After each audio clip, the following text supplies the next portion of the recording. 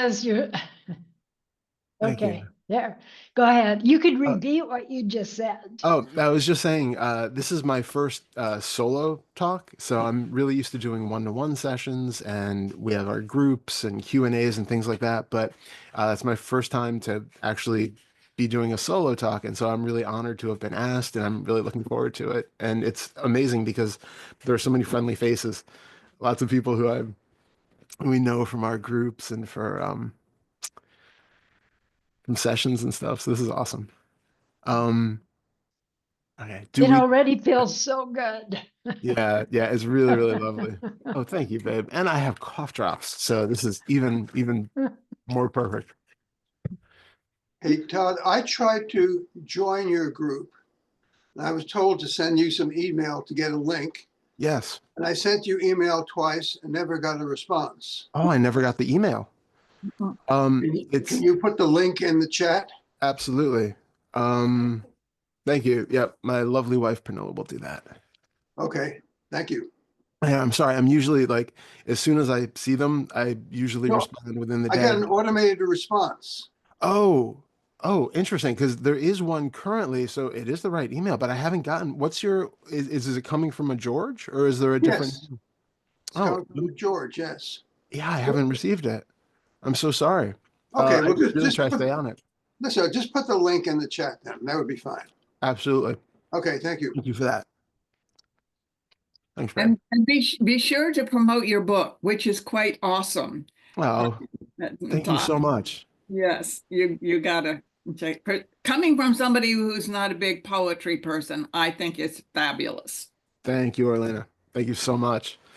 Yeah, well, yeah, I guess I'll just throw that out over here. I wrote a book last year, called Only in Your Mind. It's not quite a poetry book. There is poetry in it.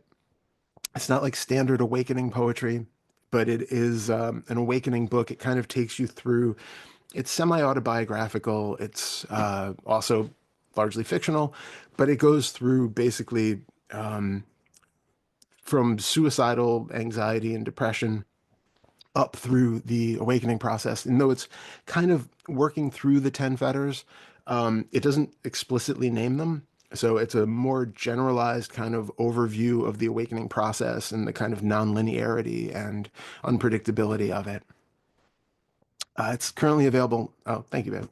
It's currently available on Amazon in paperback or ebook. I'm Um, sorry to interrupt you, but I yeah, still don't have the link. It says to email Todd at this address, which I did. So I can yeah. do that. I do that a third time, but why can't someone just send me the link?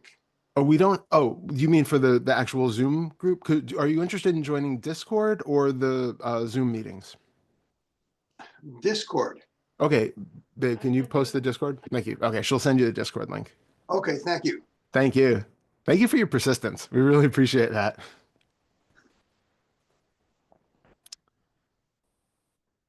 Thanks, Liz. Okay. So, Tancha, I don't know how we exactly how we Yeah, this is how we start. Welcome, Todd. thank you so much. Thank you for being here. Take it away. Oh, thank you. Amazing. Okay, so this is going to be for some people here, perhaps a little bit redundant in some ways because you've heard me and Pernilla talk about this in different ways, and hopefully there's also some new insights in here too. What I would like to do, I actually have a PowerPoint, so I'm going to share the screen and kind of work from there. Let me just start that, and again, this is like something we're not used to normally doing. So let's see. So I do this, and uh, oops, get out of the way, please. Thank you. That. Okay. Does everybody see this? I do. Okay. Okay, amazing. Okay. So today we're talking about living an examined life, and effectively, it's integrating our daily inquiry to work with all of the 10 fetters sort of all of the time. Now, this is a huge topic, and we actually have a retreat coming up at the end of September, beginning of October, which is going to be like 7 days just devoted to this material. And that's not even going to be enough time. So I'm going to do my best to condense it into like a 2-hour talk. But that being said, we probably aren't going to have time for Q&A at the end. So if at any point anybody has, they need clarification about something, you have a question about something I've just said or whatever, please just raise your virtual hand and I will call on you and we'll take care of the questions as we go along rather than having to have you wait and save it up till the end. So, integrated inquiry. So, for those of you who aren't familiar with the way that Pernilla and I work, we use inquiry in a way where it's a curious investigation of direct experience in the present moment. And there are, of course, other types of inquiry out there, like asking, who am I, and those kinds of questions. The problem is that a lot of times for some people, doing those kinds of questions will actually make it feel like you're looking for an answer. You expect to find something. And effectively what we're doing, the kind of inquiry that we do, is where we are investigating our direct experience so much that we actually dissolve the question. It's effectively the shutting down of the questioning circuit to just provide something which is not a conceptual answer. As I say, it's an experiential moment of clear seeing, and anything beyond that is just a product of the mind.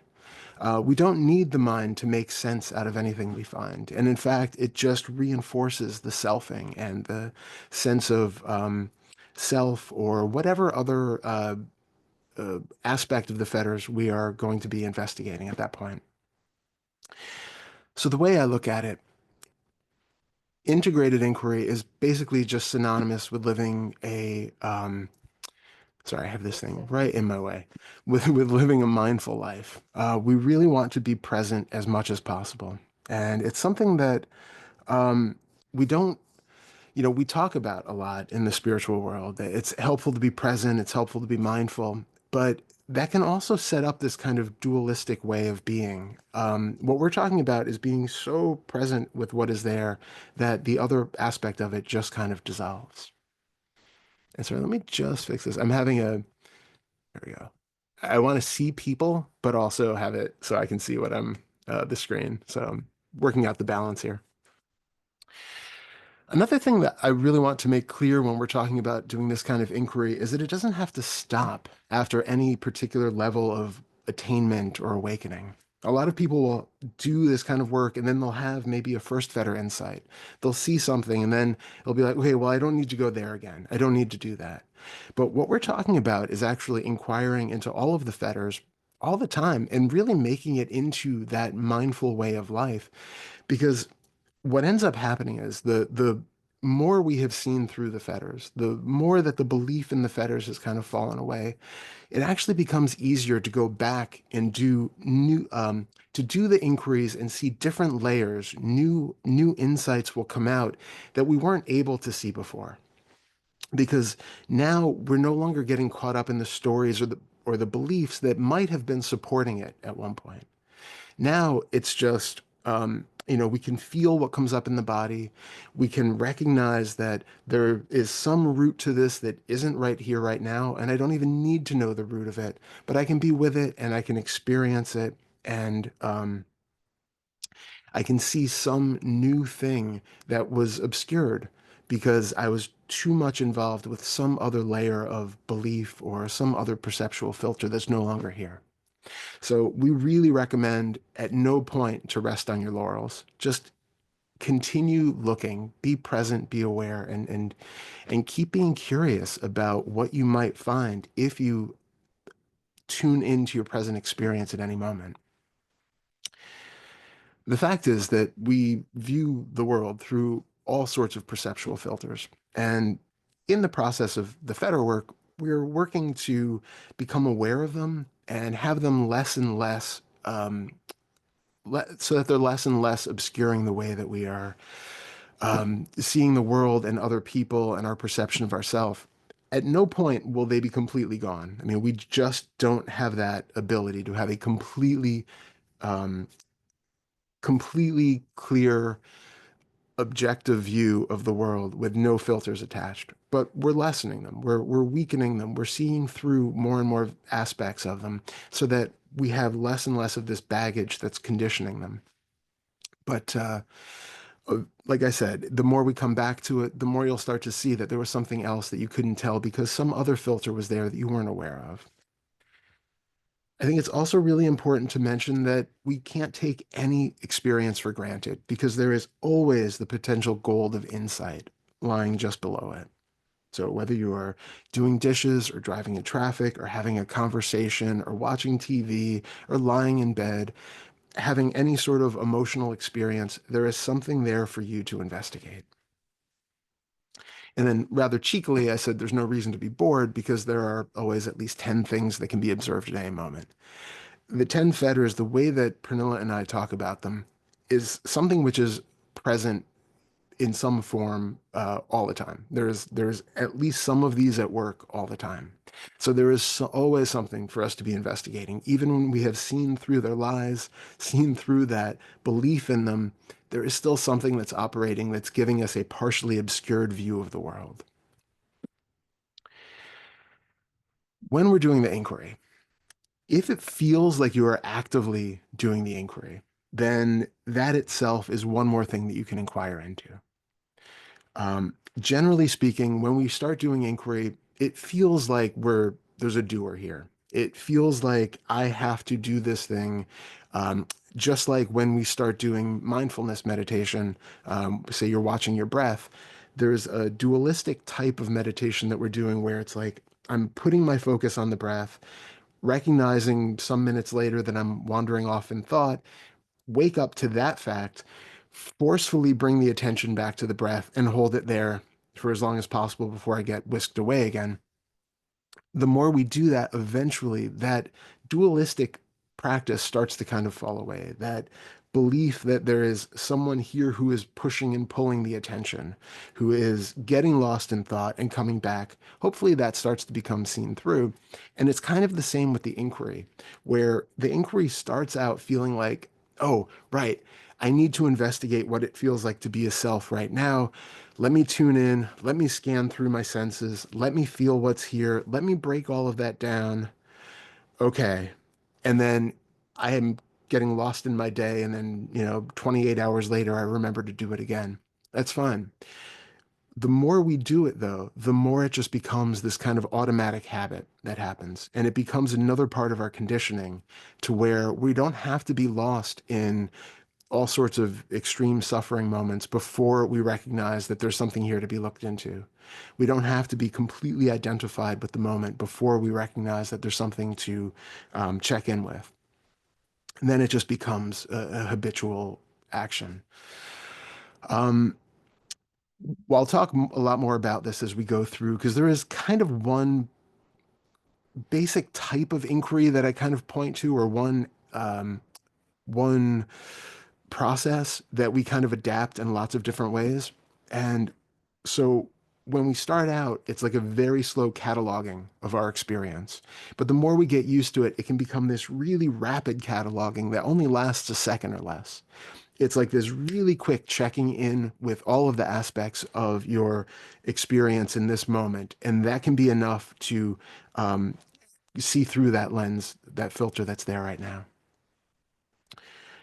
As I say here, generally that's followed by an immediate falling away of whatever that perceptual illusion was.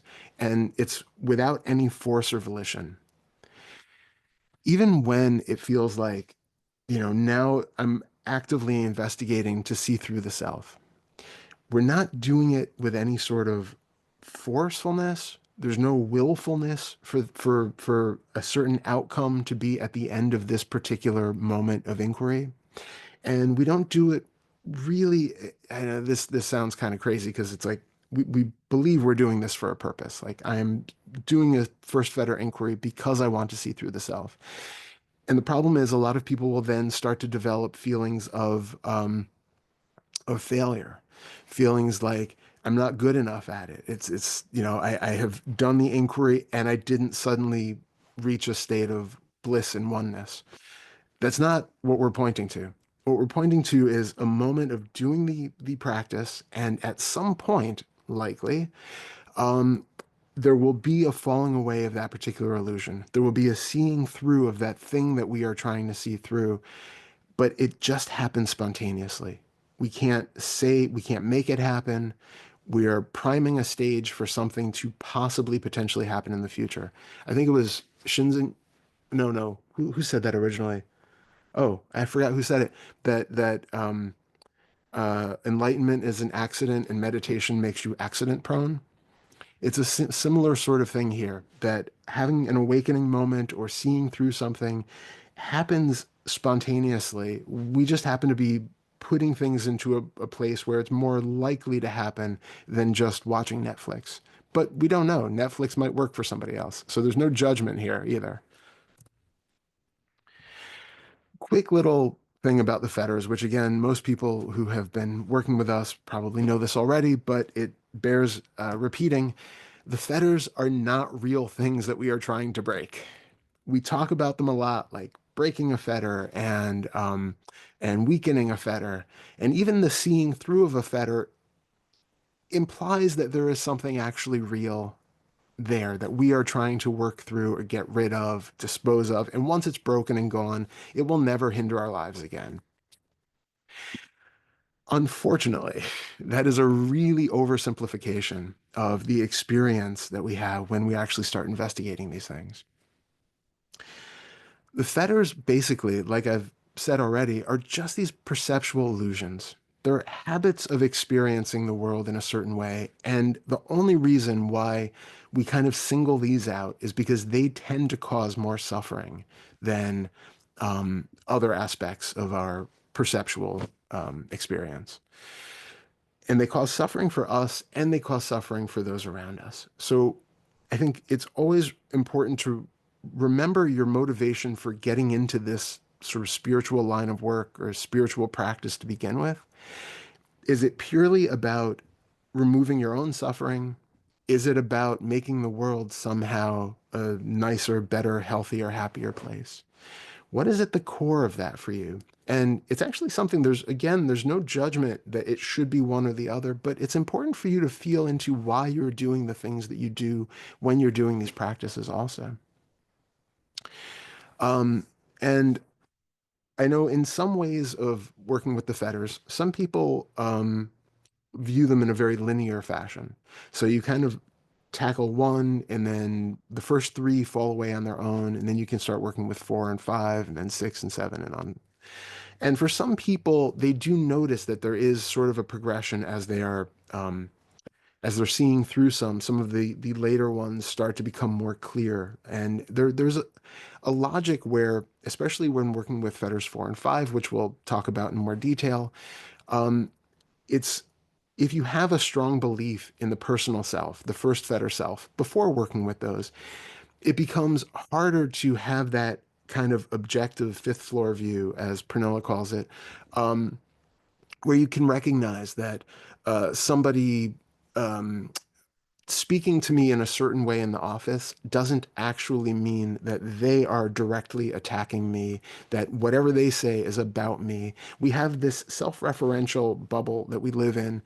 And when the first fetter hasn't been seen through or hasn't had any sort of experience of really experiencing the foundational lack of inherent nature or substance of it, it can really color our experience of the more subtle fetters going forward that we can't even really understand them when they're happening. So the first fetter is really, really useful to have a better grasp of, because the other ones will make more sense as we go through, because they are more subtle as we go on. But that being said, they are all effectively at play in our life all the time. So instead of just saying, well, I haven't seen through the first fetter yet, there's no point in me looking at the other 9. That sets us up to where now we expect that we won't experience these other 9 until I get rid of the first fetter. But in fact, you are experiencing all 10 of them all the time. So the more aware of them you are, the more understanding you have of the whole range of filters, the more you can be aware of when a particular one is in play in your daily life. So now I recognize that there's a feeling of separation here. Oh, well, isn't that interesting? Let's investigate that. Even if you haven't seen through the first fetter, you can get insights about these things by doing these practices. Even if you haven't seen fully through the first fetter, and you start to recognize what it feels like to have craving or aversion, you can really make huge inroads in those by having these insights that start to also weaken that sense of self if they're being weakened. So it's we talk about all of this. We talk about all of this as the wheel of identification because it is all sort of present all the time, and we bounce back and forth from spoke to spoke throughout the day. So the way that we use the inquiry is to basically investigate whichever of these seems the most present in the moment. And as I said, even if it seems like you have seen through the first fetter and all of that seems to be behind you, and now you're on working with some of the higher fetters, don't be surprised if selfing in some way returns. First of all of the fetters, at least the first 8, are primarily about identification. There is a kernel of just use the word um, identification in each of those fetters, and it gets more and more subtle. We're talking about more and more subtle aspects of this as we go along, but the selfing that we talk about, especially in the first fetter, it's not the self isn't a real thing. So it's not like we're disposing, we're killing the self and ditching it in a dumpster. We're not getting rid of something that's there. We're seeing the fact that it was never there. But the conditioning that led to that feeling of that thing being there doesn't necessarily get swept away all at one time. The seeing through is a wonderful experience. It's incredibly helpful. It brings all sorts of insights and clarity. But you might have to have that and similar insights multiple times to really start weeding out all of this conditioning. And to do the work, again, we'll talk more about this when we get to the second fetter, but Pernilla and I work with the second fetter in a way that's different from sort of the traditional method, which gives us a lot more emotional and shadow work to do that is constantly reinvigorating that sense of self when we're not aware of it. Which brings us to the first fetter.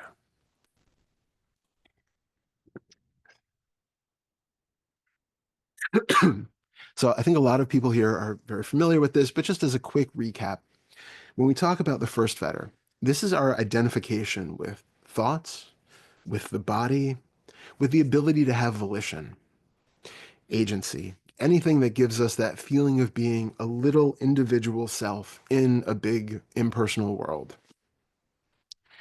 So the kind of inquiry that I recommend most, and we do have lots of different types of inquiry, but just to kind of simplify a way of using this in any daily context, that's kind of the idea of this talk. We want to investigate what it means to feel like a self in any given moment. So again, it doesn't matter what you're doing. The only time I would say not to do this is while driving or operating heavy machinery, because even though it's a very subtle investigation, sometimes you will have a large perceptual shift that comes along with it, and we don't want to endanger ourselves or other people. But anytime that you can safely do it, even while you're walking or anything like that, it's fine. Tune in to investigate what actually gives you the feeling of being a self right now. So the way I recommend doing this is to investigate the 5 senses, because ultimately that is the totality of our experience. We have what I call the 5 external senses. This kind of breaks down the further we go, but for now it's fine to talk about it like this.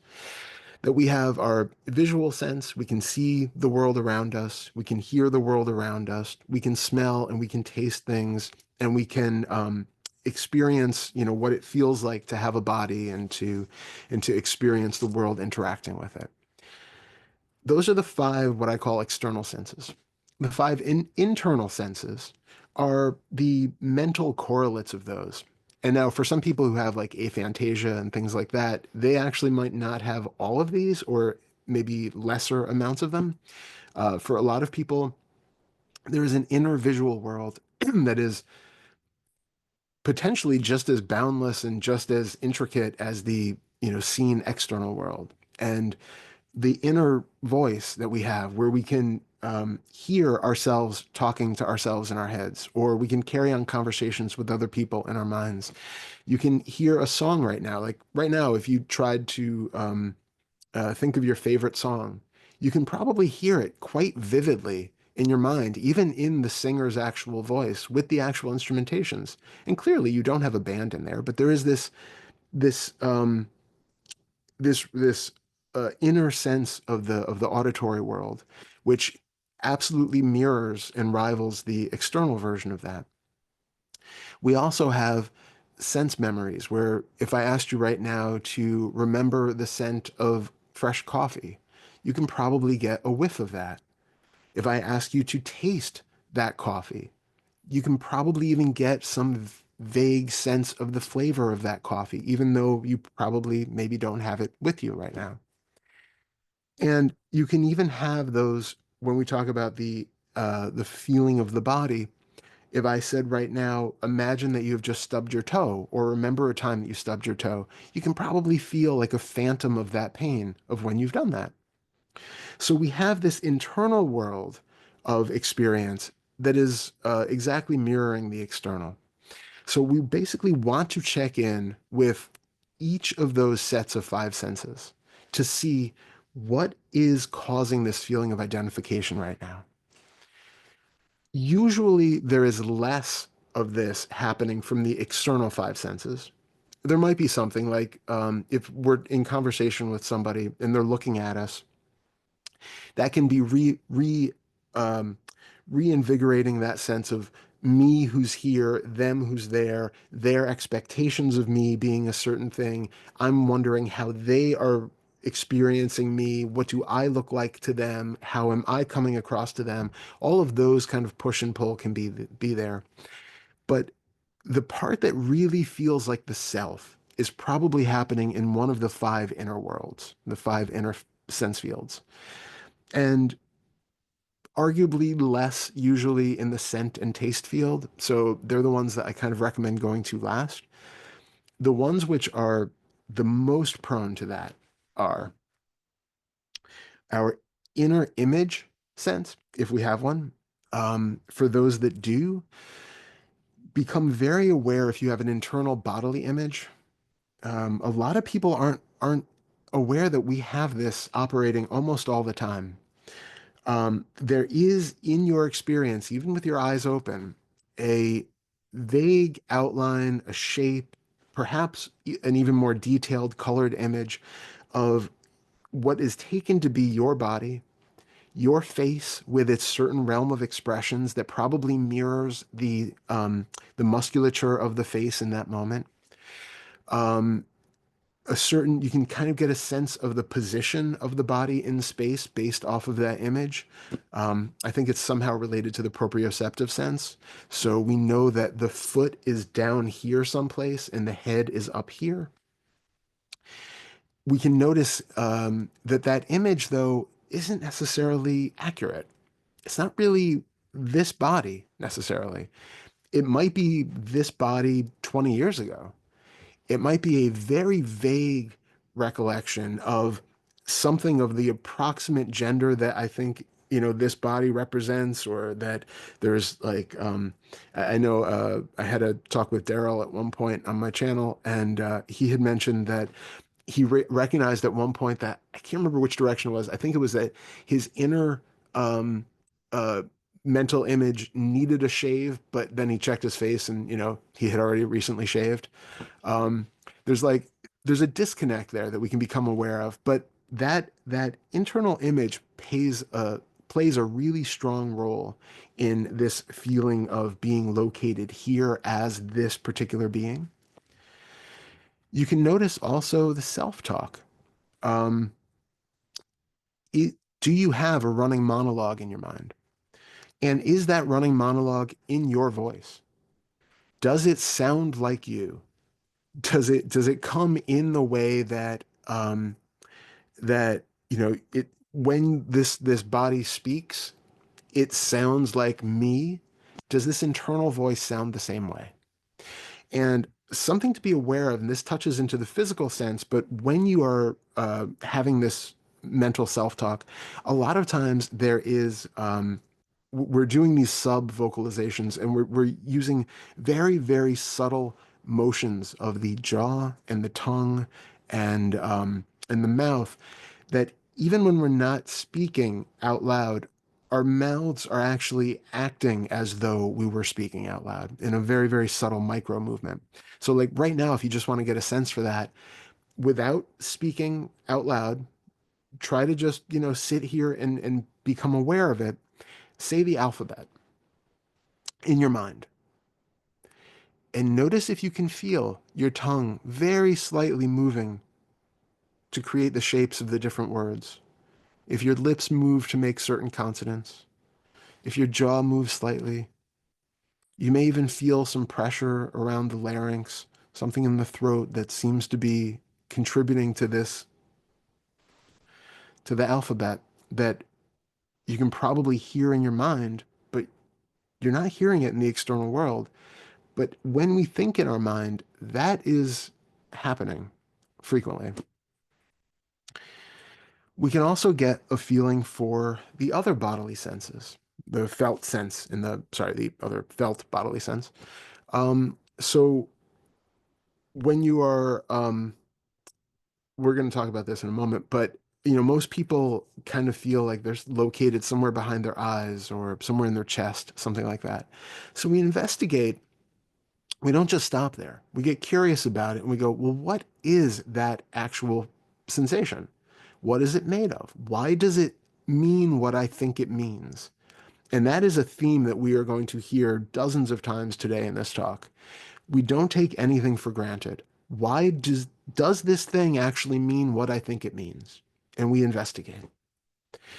And so what I recommend when we're starting out with this kind of practice is to take one inner sense field at a time and investigate it to find out, is that you?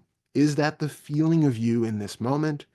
Once that has been checked off, sort of like the neti kind of process, it's like, okay, so I see the image there, but that doesn't actually feel like me. I get how that might be contributing to it. It's part of the hologram, but it's not it. Okay, now move on to the bodily sensations. Okay, I feel this sensation here. Well, maybe that's where I am.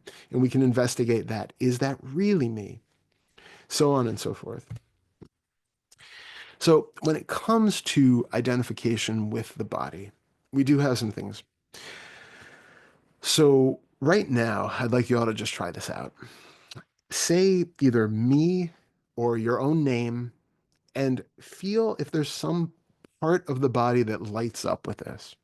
Something where it feels like you are. Again, for a lot of people, it's either behind the eyes or in the chest, in the throat, somewhere in the central channel, but yours might be different, and it's okay.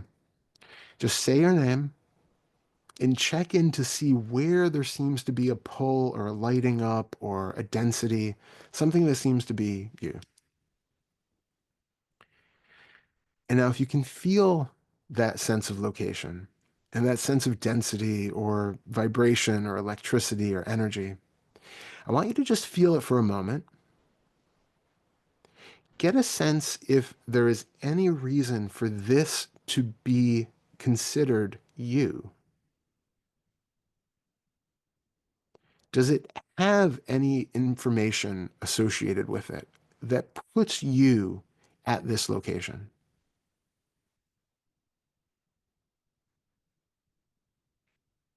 And then when you have a feel for that, I would like you to feel the sensations in your left foot. Feel if it's pushing against the ground. Feel if it's tucked against the chair. Feel the inner sensations of it. You might notice, like we just talked about, that you have a mental image of a foot that's sort of locating that sense of density or that sense of vibration in space. For a second, you can notice that that image is not actually happening in the same place as that sensation. It's not really overlaid on it. And absolutely the sense of sensation in the foot is not bound by the container of that image of a foot. But you can kind of get a sense maybe even that that image is trying to put that sensation at a distance in a specific place. It is down there, 4 feet down and 6 inches to the left of where I seem to be. So drop that image, or, let it be there, but don't let it control the narrative. Just be with the sensation as curiously and um, uh, openly as you can. Just let the sensation of a foot become raw cloud of sensation, however it shows up. And then I want you to notice, is that sensation different from the first sensation that you took to be you behind the eyes or in the chest? How can you actually tell that one type of sensation means something that another type of sensation doesn't?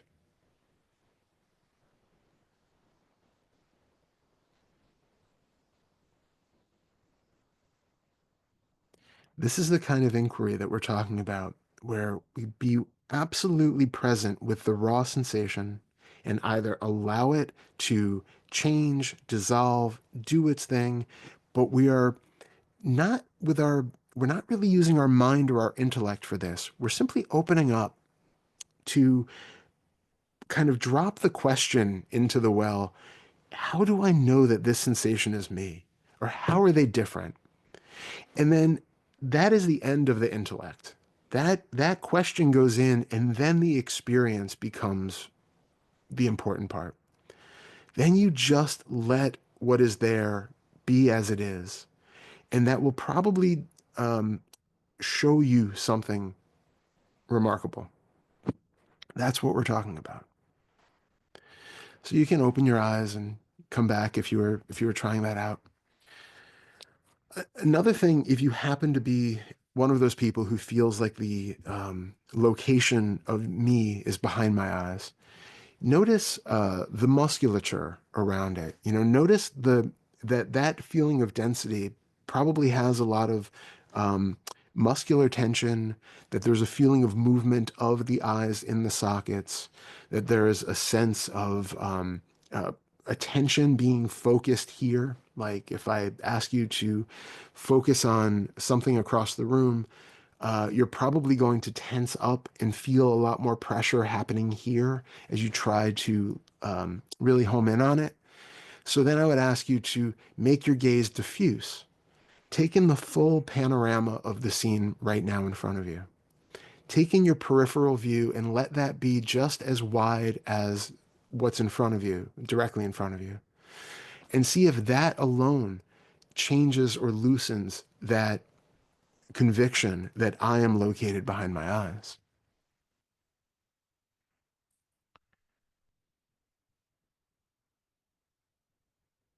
There are so many subtle cues that are happening all throughout the day that are giving us these ideas that, well, I am here, I am there, I am doing this, I am doing that, I'm making this decision, whatever it is.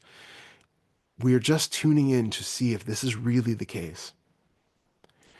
So play around in your daily life with, when you're performing an action, notice how intently your focus is. Do you have that kind of spotlight laser kind of focus on it, or is it this much more diffuse, open experience? And play around. Well, how does this change my experience of the moment right now? If I widen out the gaze, where am I now? Play with this. And inquiry is absolutely play. I really want to keep reinforcing the fact that this should be fun. This isn't a work. We're not doing this for some express purpose to become better or to do, get something out of it. This is just for fun and to see, what is this world that we're interacting with, and is it really the way that I think it is? So again, as you're performing any task around the house, at work, in life, again, please not while operating heavy machinery, but other than that, you just scan through the senses to feel what is you now. You do this kind of thing sense by sense. And again, take more time with it when you start out, but after a while, it's going to become a very quick scanning through each of these sense fields. So like you can just check in with your body all at once, and it's just sensation. It's not me. It's gone. That's it. You check in with that internal sense of a mental image that's either the bodily image or some other thought that puts me in a certain place and has a certain connotation to that image. You see it as just a raw image, not me, gone. And it's that really fast checking in where it just becomes automatic. A little bit more about the body, because it is important. Do you feel like you have ownership of the body? So our language kind of belies this sense a lot. Um, when we talk about, I have a pain in my knee, I have a headache, I am sick, I am overweight, I am feeling like I'm old and tired, or I'm really feeling energized and excited today, or I am happy, I am feeling energized. You know, all of these I am and I have senses are telling us that there is something here independently that owns the experience or owns the body. So one thing that you can do to get kind of a sense of this, because many of us have all sorts of either body dysmorphia or just general dislike for aspects of the physical form, you can squeeze your belly if you have issues with that and with your weight. You can feel your face and see, do you feel wrinkles? Do you feel hairs? Do you feel anything that seems like the contours aren't what you would like them to be? Feel any other part of the body and see what identification that brings up. Is there a repulsion, a repugnance? Is there a feeling of dislike, a feeling of antagonism towards it, a feeling of disgust, or I need to be different in some way? That is identification with the ownership of the body. You might have a car that's rusted out and it's barely on one leg, one wheel, but it's not, you probably don't identify with the car in the way that you do with the body. You might have all sorts of judgments built up about, well, they see me a certain way because I'm driving a rusted out old car. But that's a different level of identification. That's more of how other people are seeing you in a social context. This is about how I feel like I have to take this body to the doctor to get it fixed because there are ramifications if I don't. I have to be a certain way because I will feel better about it if I look a certain way. And, aging is not part of my life plan, whatever that thing is. Become aware of that identification. And then go a step further. So you recognize that that is there, that there's a feeling of identification. Some contraction happens in the body, some images show up, and then try to have that point you back to who is it that owns the body and who is somehow separate from it? Who is it that is feeling this disgust right now? Can you, in that moment that you feel that sense of disgust or that sense of ugh against it, look back into the experience? And again, this is where you sift through your five senses to see, where do I feel that point of identification is happening right now? Am I seeing a mental image of how I think I look, perhaps to others? Okay. But is that me? Is that the identification? Do you feel a contraction in the body that comes with disgust? Okay. Feel that. Is that contraction you? Or is that yet one more sensation in the body? Do you hear a voice in the mind that says, oh, I need to lose 10 pounds. Oh, I'm whatever. That is just a sound in the mind. That is not you speaking to you. That is just sound. What is it that believes that to be true? What is it that believes that is talking about me? So having that moment of awareness to tune in and go, oh, all right, is this my experience right now? Well, okay. I feel a sense of revulsion or something is here, and we don't even need to label it. We can just feel it and then tune in. Where is this being felt from? So what you will probably find is that without having some sort of thought, creating the distinction, it's very hard to find the actual owner or the separation between the two. But instead of just jumping to the end conclusion, it helps to over and over again do the investigation and see that for yourself. Now we move on to the thought element. And just so you know, the as we go through, there's less and less to talk about with the fetters. So the first ones are really going to be the longest. We won't be going on for the next 10 hours. But some things that you can do to investigate the identification of thought throughout the day is, one, you can just ask yourself, do I know which thought will be next? And you can stop for a second and just become present and wait. Wait to see what the next image or sound or emotion is that pops up. However, if you have aphantasia, you might have a different experience of thoughts, however they show up for you. Do you know what the next thought is going to be? Just wait for it to arise. Do you find when it arises that it's just as much of a surprise as it is to, right now, you don't know what my next sentence is going to be. It is just as much of a surprise to you as it is to me. And your thoughts are just as much of a surprise to this version of this being right now as it is to, you hearing my next word. It's an absolute moment of surprise with each thought. But we have this false sense that I can know my next thought or I can create my next thought. The real, well, there are multiple insights to be gleaned here. One is, are you actually creating the thought? Can you willfully create a thought? But the other is, there is something different about the experience of being in that waiting space than there is when you are identified with the thought itself. So if you pause for a moment right now and wait to see what your next thought is going to be. For some people, it might have been before I finished the sentence, and for other people, it might be a couple seconds. But keep trying it and see if you can tell what the next thought is going to be. And if there is a moment of pause before that next thought, is there a difference in the experience,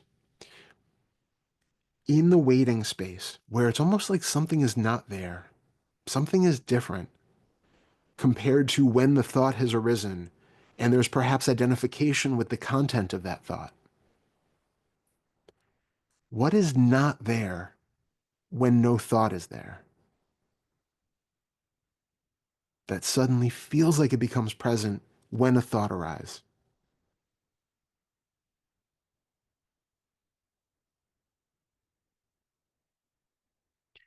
So this is something you can play with all throughout the day. Just anytime you think to stop and check in with thoughts, to have a moment where you wait to see what the next one is going to be. You can also play around with, can you hold on to a thought once it shows up? When it arises, can you just grasp it and hang on to it? Usually when we think we're doing that, we're just creating a sequence of thoughts. So now I'm going to think about the thought that I just thought, and then I'm going to think another thought about that thought about the one that I just thought, and it's just going to go on like that. But each one of those is a new discrete thought. So you want to basically prove to yourself that thoughts are spontaneously arising and they are spontaneously dispersing. You can't hold on to it for longer than it shows up, and you can't make it show up on its own. Lastly, and this is arguably one of the more important ones, we want to find out why a specific thought feels personal. Why is the identification happening with one thought and maybe not another? Right now, if I said chickens are roosting on Mars, there's probably not a lot of identification with that thought. You might see some images in the mind or, not, but there's probably not a lot of attachment to that. But if I say, remember tax time is coming for the people in the US, that you're going to get your taxes done and, the clock is ticking, you might suddenly feel something associated with that thought. And there might be associations of um, fear that you're going to do something wrong, that there's a deadline, that you've forgotten something, that you're going to have to pay a bunch of money back, maybe excitement that you have a big refund coming, maybe other associations with liking the tax system or not liking the tax system. All of these things happen around that, which make that thought much more personal than chickens roosting on Mars. And we want to be really curious about why that is. There are multiple things we can look into here. Some of these are going to relate to the second fetter, but one very quick thing to look into is feel the body. When you have a thought, get used to going from the mind with whichever image or sound is showing up directly into the body.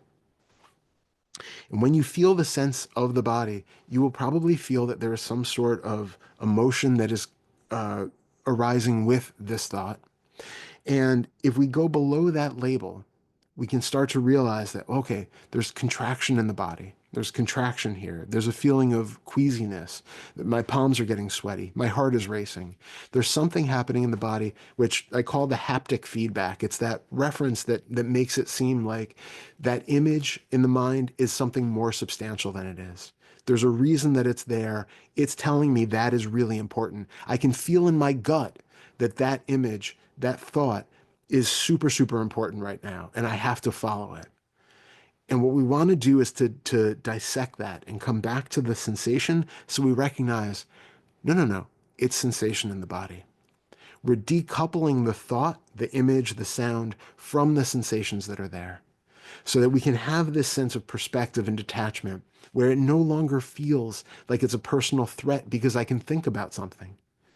The imagination can come up with an endless number of threats, and we can feel like all of them are true. But this is how we start to come down below that. So even when things, and we'll talk a little bit about this coming up too, if you feel anxiety or you feel stress or fear or any of those things, come down below the label of stress, anxiety, fear, and be with the raw sensations in the body.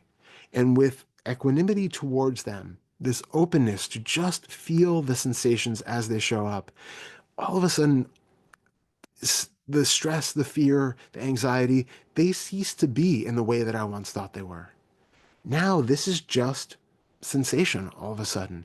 And there might be some other thoughts about a similar topic or a different topic, but you can be fully present with those sensations.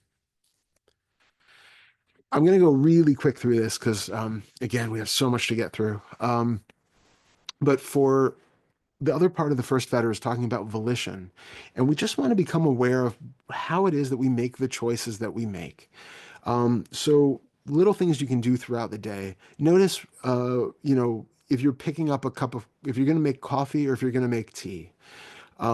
If you go out to a restaurant and you have a menu in front of you, how are you actually choosing? What is happening to make that decision of what to eat? If you're passing, the question of whether to pass a slow driver in traffic or what to watch on TV or countless other tiny little decisions we make. Which clothes you're going to wear today. Literally the list is endless. And we usually feel like we have some sort of volitional choice in whether I decide on tea or coffee. Like right now, I have a glass of water, a glass of coffee, and a glass of tea in front of here. I am choosing to pick up that glass of water as opposed to I am choosing to pick up that glass of tea. See what that really is. Do you really have that choice that you think you do? Explore, and we could do a whole exercise with this, but we're not going to do that right now. But you can slow down your experience to allow to find out, like, are you moving the arm to grab one or the other? Are you choosing the thoughts that's showing up? Which thoughts are coming up? If you're at a restaurant, are you seeing images of different dishes in your mind? Are you tasting a vague sense memory of what each one of those dishes might taste like and checking in with, do I want more of that or not? there are so many little subtle things that go through our senses that we can become aware of and find out what actually feels like I am making that choice. And this can be really important, especially if you have really big decisions to make, like whether to get into or out of a new relationship, or change jobs, or buy a new house or a car, or move, or do any number of other things. Instead of just living in the experience of being completely overwhelmed by the emotions of it, come back to how are you actually making this choice? You can take in all the information, you can make lists of pros and cons, you can go through all of these mental machinations, but then after that, see how the choice actually gets made. Is there really somebody in there who knows and says, I'm going with A instead of B? Again, so much to talk about there, but we're going to move on. Second fetter. So the second fetter traditionally is where we talk about doubt. And in some methods, some ways of working with the 10 fetters, they say that the second fetter just kind of falls with the first. And that's mostly because if the first fetter was if the second fetter was about doubt in like the teachings of the Dharma, then of course you've seen through the first fetter, you have some experiential satori or insight, some awakening experience. Now I no longer have doubt about the Dharma. I don't have doubt about my ability to do this. And that totally makes sense. But we work with second fetter in a bit different way. So it is about doubt, but it's also about all of the emotional identification that we experience in life. And the thing is, we call the first, second, and third fetters the foundational triangle because they support themselves, and particularly the second and third support the first. So our emotional identification, it underpins not only our sense of self, but it is also constantly coloring our projections of myself onto the world. The way that we view the world, all of its inhabitants, and myself are all colored by these starting points of our emotional identification. So, like I said, we will never get to a point where we can completely see things with absolutely no identification of emotional, you know, conditioning.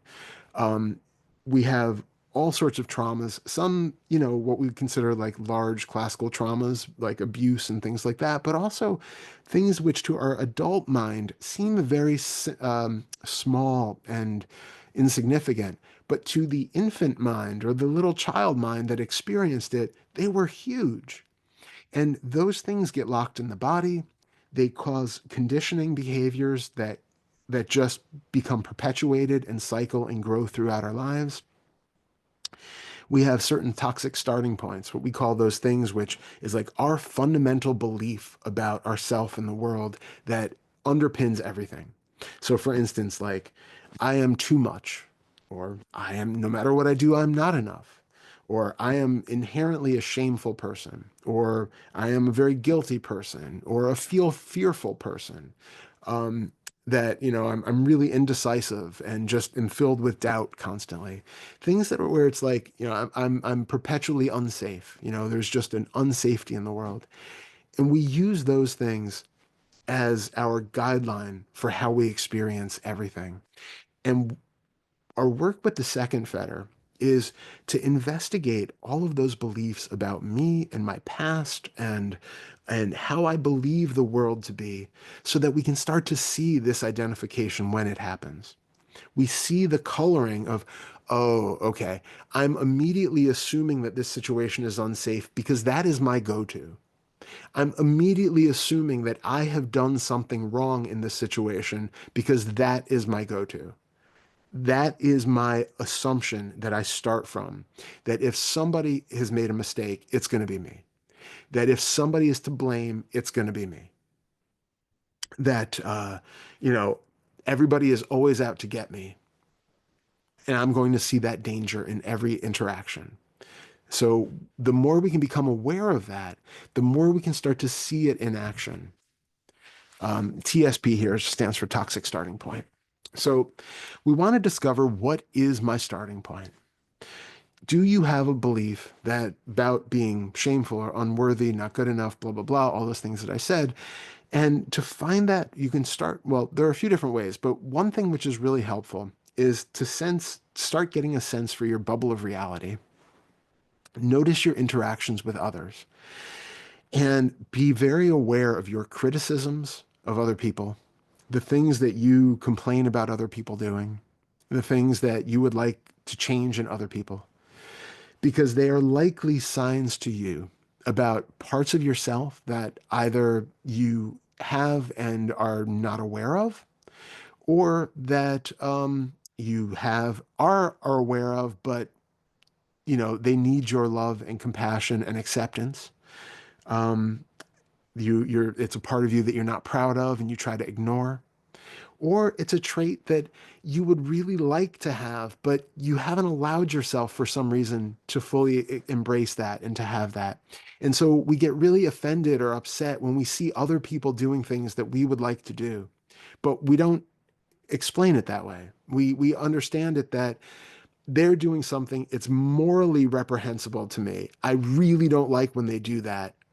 And that just makes me a good person. Instead, we want to see, well, okay, I criticize that person for talking way too much. They just talk constantly all the time. They never shut up. It's so obnoxious. They should know better. They're encroaching on everybody else's time and space, blah, blah, blah, blah. Okay, well, first of all, recognize, do you also do some of these things? If you're really like, no, I absolutely know. I speak one sentence a day and I am never, always aware of how other people are looking at me. And, I try to just be in the corner most of the time and don't overstep. Well, recognize that that person is living out something that you wish that you could do. She's taking up space or he's taking up space in a way that you don't allow yourself to. He or she is being openly vocal and gregarious and expressing themselves in a way that you are not allowing yourself to. And give that love and acceptance and start to see, well, why am I not allowing myself to do that? And so the second fetter is all of that shadow work, the deep emotional work. It might involve therapy. It might involve somatic practices. There's a whole host of things. We'll talk a little bit about this, but effectively, this is where we start to get into what is actually happening that is influencing my experience of the world. And we don't need to do it from the personal story aspect. We don't have to make a narrative about it and say, oh, but it's because my father said blah, blah, blah, blah, blah to me when I was 5 that I will always be like this. We don't even need to know the starting point. Sorry, well, that's confusing. We don't need to know the origin of it. We just need to see how it currently is in action. The starting point is, whatever is here right now. Its origin could be anything. It could be when we were, pre-verbal. It could be something in the womb. We don't have access necessarily to where it started, so we don't need to know that. All we need to know is how it's influencing and shaping our behavior and our perception now. And how can I approach this in a way that I can be accepting towards it, loving, nurturing, provide for me now what I didn't get back then? Whatever void was needed, we need to build up this healthy sense of self now that wasn't built then. So just to kind of reiterate here, like I say, it's important to recognize that none of our experiences are objectively true. All of our assumptions and our judgments and all of that stuff, they're never true. They're about us. They're filled with our unconscious biases. We only see a world the way that it is because it is being created through our filters. We know scientifically speaking, the brain is taking in all sorts of electrical impulses and it's fabricating our perception of however things seem to be. And our job then is to just become aware of, okay, this is not really me. This is not my, uh, it's not how other people are. This is a temporary projection based on causes and conditions that have led to this particular perceptual view, but it doesn't have an inherent reality to it. Yeah, Michael, I see the question. Okay. Hey. Yeah. Thanks, Todd. This is like super clear. Thank And you. I'm a little bit familiar from the videos that Penilla's put out, but not part of the group as yet. But my question is, with this toxic starting point, and it's coming from like what I'm doing personally. Yeah. So is there the sense that if there has not been a sense of like intactness at the human level, Yeah. that it can be helpful to, is there a journey to sort of regain intactness or Yeah. agency at a certain level, Yeah. as part of getting to know self? Like, is that a healthy way of getting to know self? 100%. 100%. Because the conditioning that has led to you either, not having been able to build up those healthy boundaries, that healthy sense of self, the healthy sense of agency, that conditioning continues. If you have an insight about no self and that's gone, the conditioning that has led up to that is still there. So what we really want is to be well-rounded, functional members of society. It's one thing if you were just going to go off and live in a monastery or live in a cave or something where you're not interacting with people. Um, you'll still be dysfunctional, but maybe notice it less.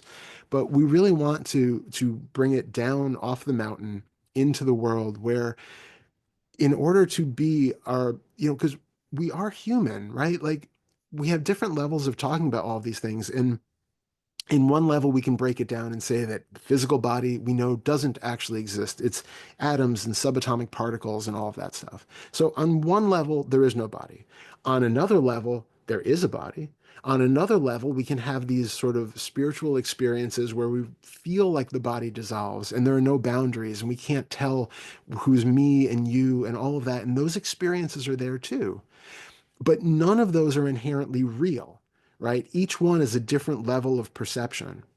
And so, because there is a level of perception where we are physical bodies walking around in an environment, it's really useful to be a totally functional, happy, healthy, loving part of society that also exists on one level of speaking. We don't want to be solipsistic about it, but we also don't want to be completely myopic and be like, none of this really exists at all. I can just be whatever, like, this is about being really, really well-rounded and like psychologically healthy, emotionally healthy, and also spiritually healthy. So yeah, I think having going back and sort of healing those wounds that were there, bolstering whatever sense of self needed to be there that wasn't. And, I have talked with multiple people who never developed a sense of self to begin with. And so when they come to this stuff, it's like, yeah, well, I'm already there. I've always been there. But then when you talk to them, it turns out there was some trauma or something in the past that led to them never sufficiently developing a sense of being. And then you're just, you're still always acting out of a trauma place as opposed to being really secure here. And honestly, going forward, like, we're going to talk about this too, but like the first five fetters are really about being grounded in the kind of reality of our senses and our experience. Beyond that, we start to dissolve all of that. So if you don't have a real solid foundation in a self that feels safe and healthy and well, psychologically stable, when we start to dissolve all the other aspects of the world and you know, nothing can be taken for granted, that can be really psychologically destabilizing and damaging for people. So absolutely, this stuff is integral to having a well-rounded, healthy outcome. That's so helpful. Thank you. Oh, thank you so much for your question. It was a super question. Yeah. Okay, so a little bit more about this. Sorry, this is going way longer than I did on my trial run. Um, so another thing we can do to kind of get underneath this is, with every thought, judgment, criticism, or belief that we have, we can do that kind of Byron Katie thing of asking, is this true? Question absolutely everything. Um, sorry. So we can notice, you know, if you're in an interaction with somebody else or some experience happens and you immediately get that sense of, contraction, that fear response comes up, that feeling of, you know, I am a certain way and the other person is a certain way. Don't take any of it for granted. Is that true? And then come back to the body, feel what's here, see what in your experience is actually creating this sense of being in fear, in shame, in anxiety, in guilt, all of that. Um, Effectively, what we're learning here is that it's always okay to feel sensations. Sensations are only sensations. Sensations aren't even emotions, right? Emotions are nothing but a sensation and a thought. And when we break that down, then you just get left with a sensation, which is perfectly okay. Even the most seemingly painful, unapproachable, awful sensations, when you take the labels off of them and you calm down the resistance to them, start to become much more bearable. And when we can really zoom into them fully with no resistance, you can actually find that things that once seemed uh, really awful and unbearable actually become neutral and may even shift over into the pleasant. Um, so what we can do here also is, like I said with the first fetter, when we say, well, I feel like I'm located behind my eyes. Okay, great, break that down. We can also question, is this actually shame that I'm feeling? Is this actually anxiety that I'm feeling? Take off the label, come down to the raw sensory experience of it. How do you actually know that this is anxiety? Okay, my palms are sweaty. My stomach is going gurgle, gurgle, gurgle. My heart rate is up. I'm feeling like my throat is getting a little bit tight. Okay, each of those is an individual happening. It's an individual sensation. Can you feel them? Be with them, breathe, and then just allow them to pass through or stay on their own. We don't have any resistance. We don't have any attachment to them or need for them to go away.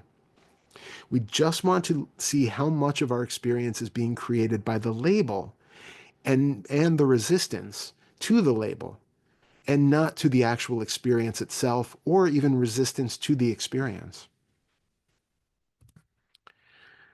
Um, Another thing to check in with is to see how this narrative or how this feeling is supporting the narrative that you have always lived out of. Like that there's something wrong with you, that there's too much, not enough, any of those things. How does this feelings continue to support that and recognize that this is just part of this whole thing? There was a phrase that I always loved, and I don't remember who originally said it. I even tried to look it up for this talk specifically, and it appears that it's been attributed to multiple people. I think it's been discovered multiple times. But it's the way we do one thing is the way we do everything. And so this is one of the ways that one of the things that we're talking about with that you will start to recognize that the feeling of fear that you have or danger that you live with, or shame or guilt, that is influencing all of your experiences of the world, and everything that you think is a certain way is coming from this. So this is prolonging this narrative. And something you can do to play with this too is to even find like news stories that are really triggering you right now. And you can look in to see, why is this particular issue so triggering for me? And take it down off of the sort of moral stance and all of the ideas that you have about it and right and wrong and putting it out on other people, and see how this particular thing relates to your story, to your narrative about how your life has been or how things are in your perspective. And then just become aware of that. Give that love, do the work with that. And so, Michael, I'll get to you in 1 second. So things to work with this. Again, therapy, if that works for you. We're big fans of reparenting, mind-body integration, which is a way of allowing the body to feel, express, and release without adding any stories to it. Somatic practices like TRE, even positive affirmations are really helpful. we have, I think we're doing it. We have a retreat March 31st about the mind-body integration that is 7 days of just doing that stuff. We also have lots of videos on the Awakening Curriculum YouTube channel. I don't have so much about that on my Unfettered Mindfulness one, but we also have stuff about positive affirmations and yeah, other ways to work with this. So huge, huge topic. And Michael B, how's it going? Hi, Todd. Good to see you. Yeah, really good presentation. Thanks, loving it so far. Thank you so I much. have a quick question about the body. So Sure. in the Fetter one, and you were talking about the body, like dissolving attachment to the body and so on. Yeah. I was wondering, where do you draw the line between that and basically becoming disassociated and kind of being desanitized from feelings, sensations? So Yeah. how do you know if certain sensations may be a sign of something that that maybe you need to, to take care of, to go to the doctor or something like that, Yeah. versus versus just being some sort of conditioning? Yeah, no, super, super good question. Actually, kind of relates back to the other Michael's question. So, this is why it's really important to have that healthy sense of self and the healthy habits built up, because we do want to take care of this physical body. So we want to be able to know when to go to the doctor and go to the dentist and, have healthy practices for it and all that stuff so that we don't just dissociate from the body and let it, crumble.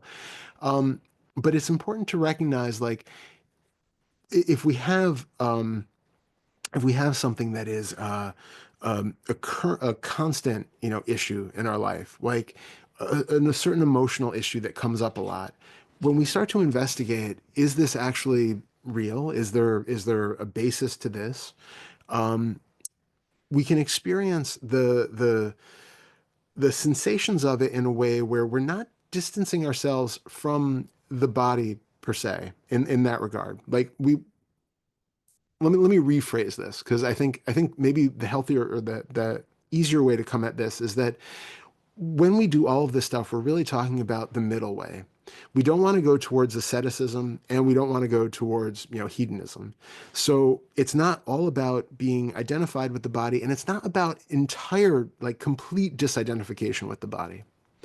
We want to have that sort of healthy awareness where, yes, I'm experiencing something in the body right now.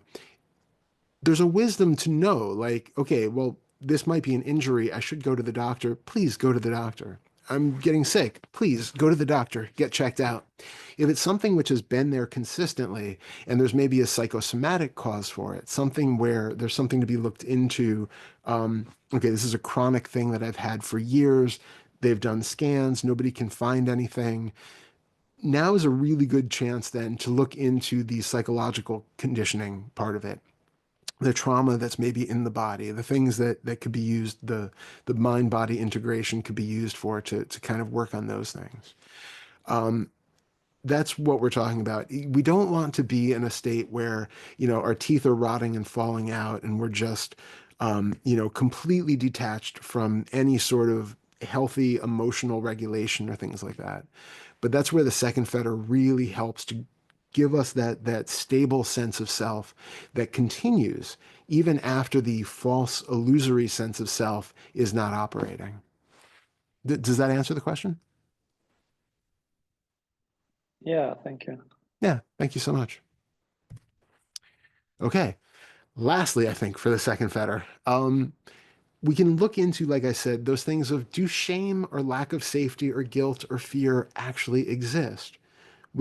Like we keep talking about, we come down below the label into the direct experience and see if that thing is really there.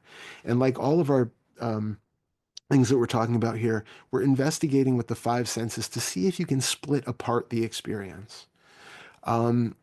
Isolate the individual parts of fear and feel the space around them. So again, I really wish we had more time to go into all of these things. We had a retreat in January. It was a 3-day one, which the recordings are still available for purchase if anybody's interested. We did a lot with this sort of thing where you basically feel the experience of the sensation of what I think is fear, for instance.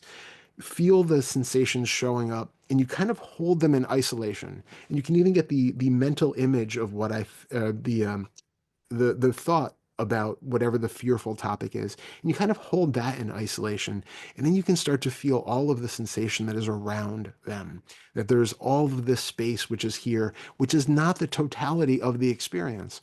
Usually when we have these like extreme emotional experiences like fear and shame and embarrassment and things like that, we feel like it is overtaking our entire system, and that is the whole of our moment. But what we want to do is to get that sense of healthy detachment from it, that distance of perspective. So I can feel the sensations. I can notice their mental images. I can hear mental chatter in the mind. And I can feel all of this space around those that is not it. That those sensations are not the totality of this experience, and they do not mean something more than just their bare experience of what they are. Third fetter.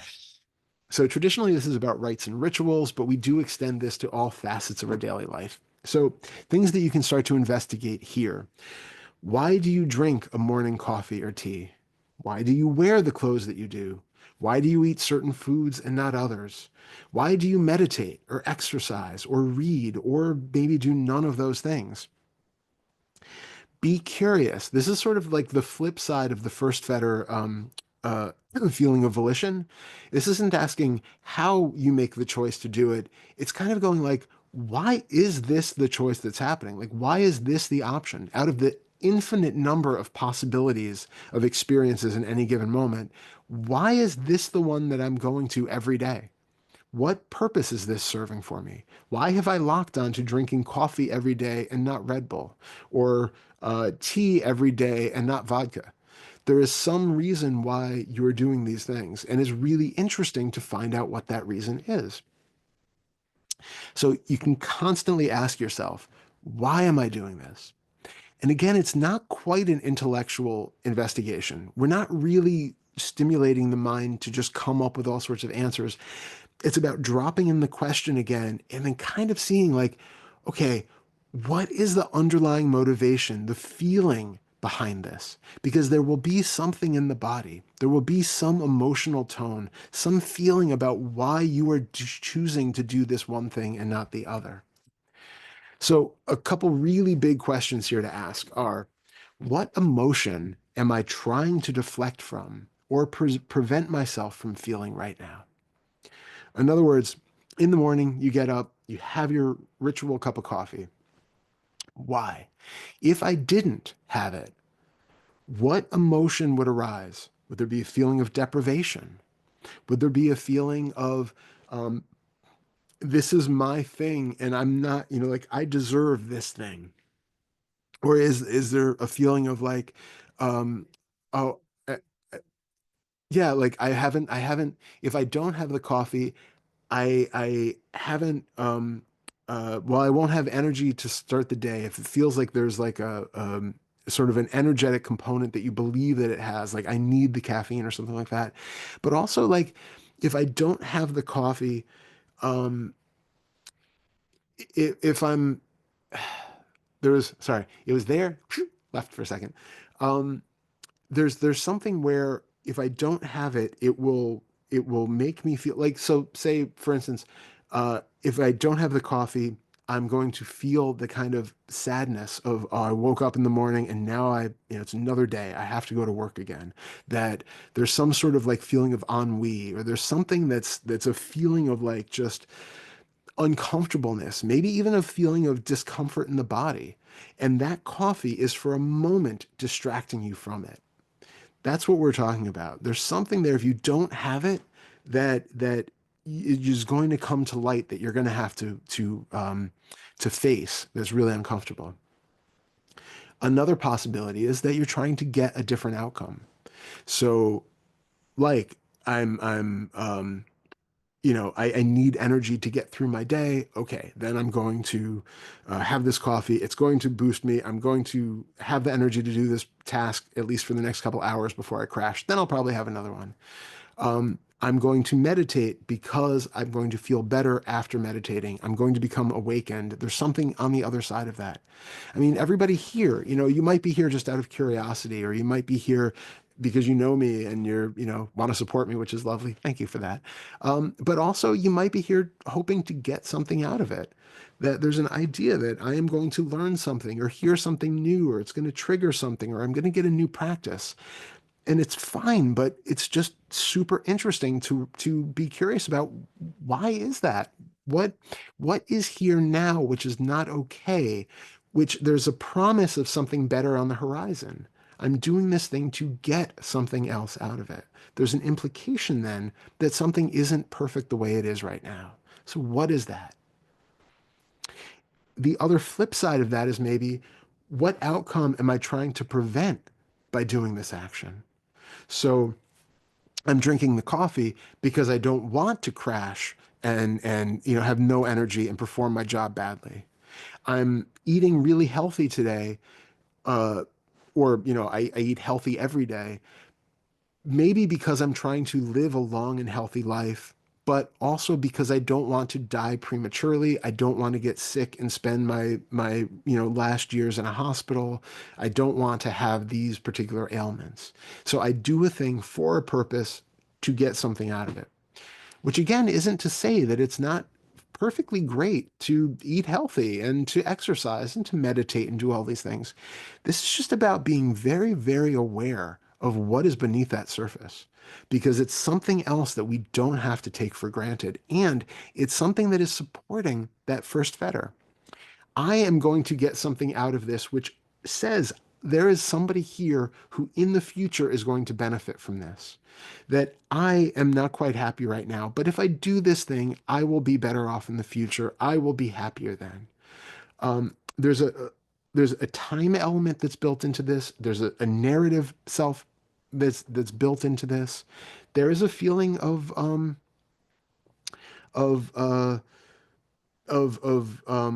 me getting the thing which is going to or sorry, that the emotional aspect of me, like me doing, let me rephrase that. If I do this particular action, have the coffee, it's giving me an emotional deflection from something. And that emotional deflection is deflecting from that second fetter emotionality, which is again reinforcing the first fetter. So we're saying that there is something here, my inherent sadness or loneliness or lack of interest in my job or whatever it is, my inherent feeling of like, oh, I woke up again and I'm feeling not quite adequate to what I'm supposed to be doing. Any of that shows up, that's the second fetter stuff. And this doing a ritual to avoid that is just reinforcing that sense of self. I did already mention that the first three are what we call the foundational triangle. So you can ask, like, how is performing this action reinforcing my sense of agency? I am going to force myself to meditate so that I can become awake, or I can increase my concentration, or I can think better of myself because now I'm a meditator and, not just sitting watching TV all day. You can also ask, how is this action reinforcing the validity of the belief in my shamefulness or my lack of safety? Are you, locking the doors every day because it's just reinforcing that sense that the world is safe, the world is unsafe, and I'm in danger? Are you, uh, yeah, are you doing yoga every day because there's an idea that like people who do yoga and shop at Whole Foods are good people, and there's like a certain mentality around that? Am I vegan because I'm compassionate and loving and all of that? But also, how is this pointing back to, well, see, I can't feel like a bad person if I'm living up to this ideal. Really be honest about all of this stuff. There's no judgment. We're not pointing fingers. We're not saying that you should be one way or another. This is just about absolute integrity in our own practice and real curiosity as to why this expression shows up as it does. Because remember, there is no self there at the core of it. If there's any resistance to this, it's because it's reinforcing that sense of the self who is feeling judged or shameful or embarrassed about their habits or something. What we're talking about is just an impersonal process. It is an impersonal happening of causes and conditions. And there is no reason to feel any shame about that or embarrassment about that. It's just a curiosity of like, wow, weird. That is a crazy chemical reaction going on. Fascinating. So this is us just being scientists and anthropologists and just being super curious about why things are the way they are. And kind of the core of the third fetter then is, are you acting out of an authentic need where this is just a natural unfolding or arising of experience? Or is this coming from one of those patterns that are reinforcing one of those core beliefs? And it's just a moment-to-moment investigation you can do to find out what is at play right now. Bringing us to the fourth fetter. So fourth fetter is our identification with craving or wanting or desire, something like that. And this is, again, I mean, there's such a huge topic. We could just go on and on and on about this, but things that we can really quickly check in with in our daily life. Similar to the third fetter that I just talked about, what is this food or sex or doom scrolling or alcohol or drugs or TV watching or our phone or meditation or running or other types of exercise or eating? What are they actually promising to do for me? And so things that we can ask are like, is there something else that could be happening right now that would make me no longer want this? Could I have something else that would make me not want this? What purpose does this thing seem to be serving for me right now? And then a real key to working with the fourth and fifth fetter is to see, am I imagining an alternate universe where I have the actual thing and I'm comparing that alternate universe to the one that is actually real here right now? So we can go, you can pick right now something that you think you might want. It might be a drink of something, food. It might be to get up and stretch. It might be a new car, whatever it is. Notice as this thing is in mind, there's an image of it that shows up. You might have a mental image. You might have a thought about it, like a verbal thought about it. You might have a taste of it. If it's a food, you might have like the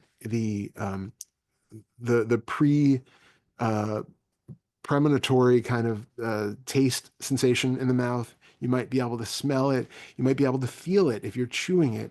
You might feel something about it in the body. You might feel the body getting up and moving.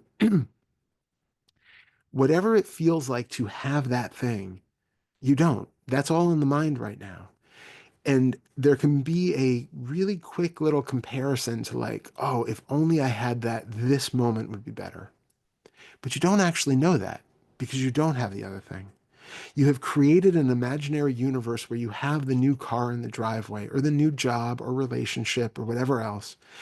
And you are comparing that imaginary scenario to this actual body on a chair right here in a world that, as of right now, exists. And we do this for, a couple reasons, but primarily craving is a deflection from feeling something that is uncomfortable or less than desirable right now. So I give the example here that like you might crave a glass of wine every night when you get home from work. It's not really craving. It's a way for you to not feel the exhaustion or stress or the frustration or that desperation of having given up a day of your life for a cause that you might really not care about or believe in. You're just doing it for the money. And it's like, this is my way of numbing myself to not feel that discrepancy.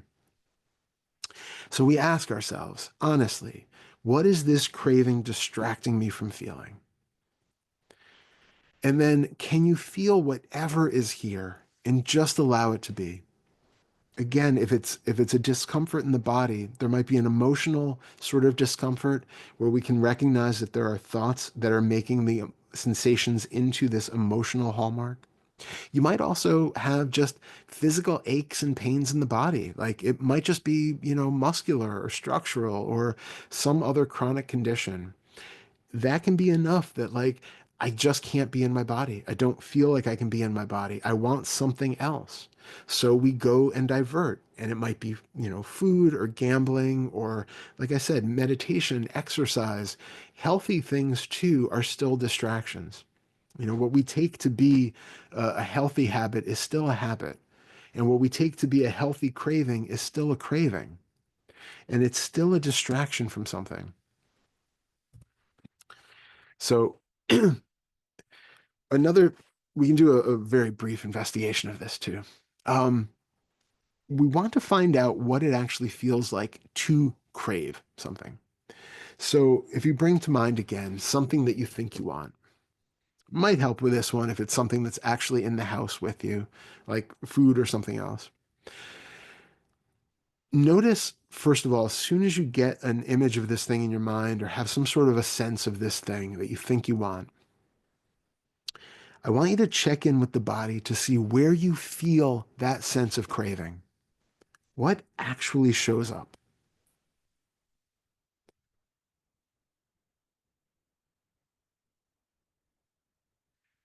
Again, if it's a food, you might have that brief taste sensation in the mouth. There's like that ghostly flavor that shows up. You might feel it as you're chewing, or the idea that it's like in your mouth, you might feel that. But if you tune deeper into the body, you might find what feels like some sort of a magnetic force or like a pull. For anybody who's seen my series with Daryl, we've talked about a couple times. There's a scene in the movie Donnie Darko where he's got kind of this gelatinous thing coming out of his chest that goes across the room and into a different part of the house that seems to be pulling him through the house to get to this particular thing. And we kind of act as though that's what we have. It feels sometimes like there is some tension in the chest that is actually pulling us to go do something, to get this thing, to put it in our mouth, or to make something happen. And we want to just be aware of, again, what is here. Is this just sensation? Can this sensation actually do anything? Does it connect to anything outside of the body?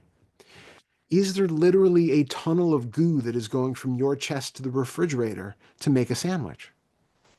How can you determine that this particular sensation in the body, and maybe this mental image of a food or taste in the mouth, is actually a craving? They're not. It's a thought about a food. It's a taste in the mouth, which is a sense memory. Because the funny thing about craving is that you can never crave something you haven't already experienced. You can't crave a food that you've never tried, and you can't crave an emotion that you've never had. Like if you want love and adulation from somebody, you had to have felt that at some point for you to know that you don't have it right now, and that my life would be better if I did. If I had that thing again, I would feel better. You had to have had it.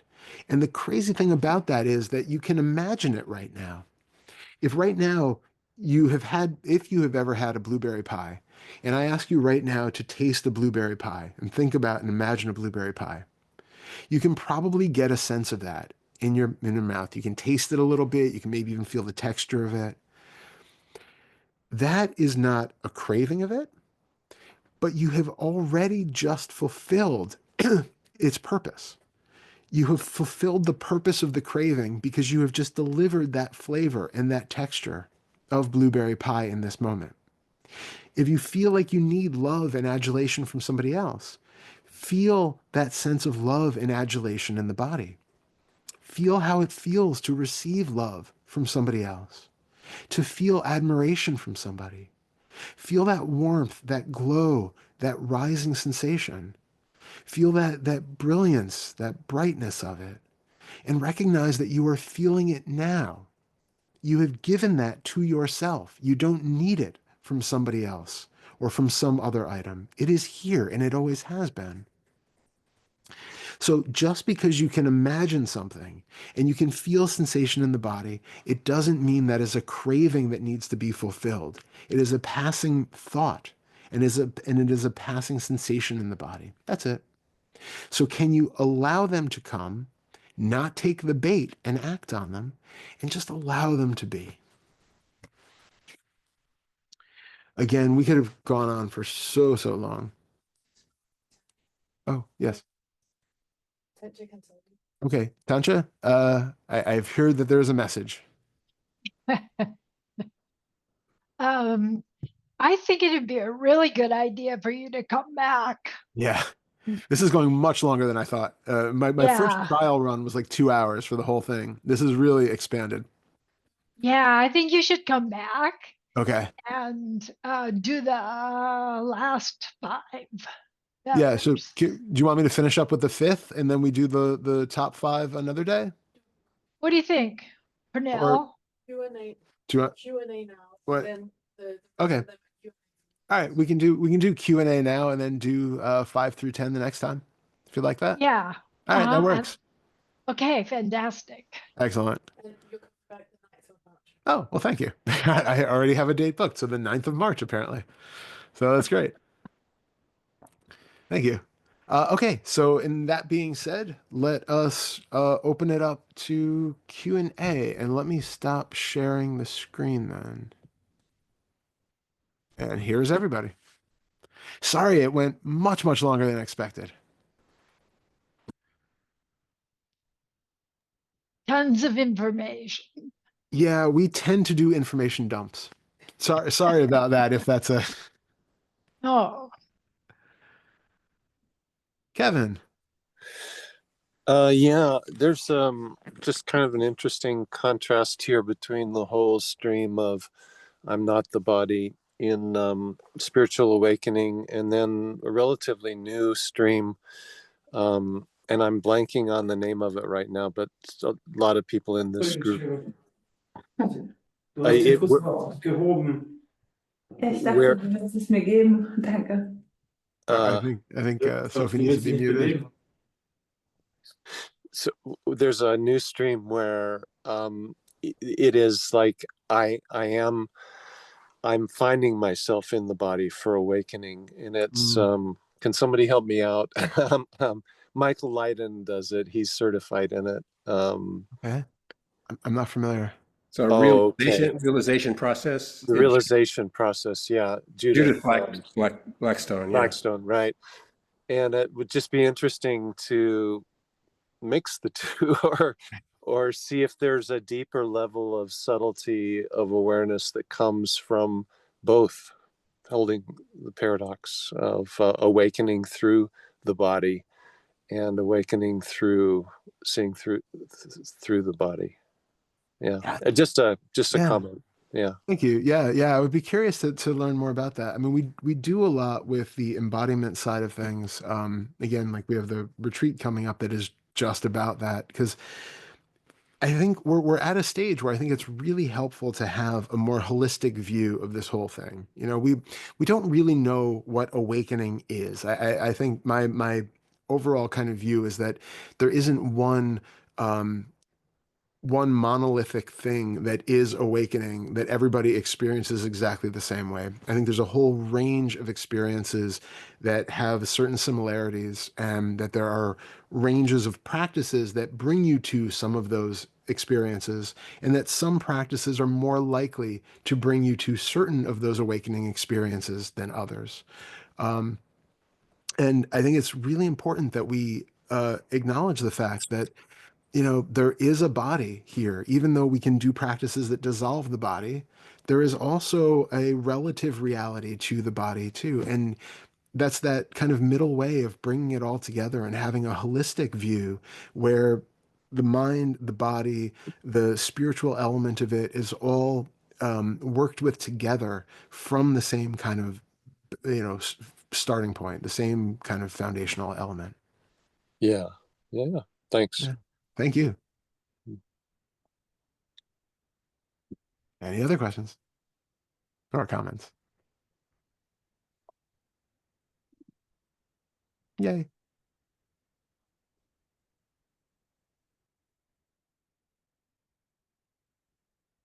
Thank you, Irene. Thank you, Pernilla, for writing back to people. Okay, well, I guess I will say, just as like, basic bookkeeping stuff, if anybody's interested. Again, for finding us, you can. Oh, thank you. Yeah, Pernella's going to put links in. We have our theawakeningcurriculum.com page where you can find stuff about the retreats that are coming up and all sorts of, information about the federal work that we do. We have the Awakening Curriculum YouTube channel, the Unfettered Mindfulness YouTube channel, and as Orlena so kindly prompted in the beginning, I do have a book, Only in Your Mind, on Amazon. And we have the retreat March 31st, and then we have a retreat, I can't remember, the end of September, beginning of October, which is going to be about all of this material that we're going through, just much slower and spaced out with a lot more actual inquiry, time for inquiry and exploration.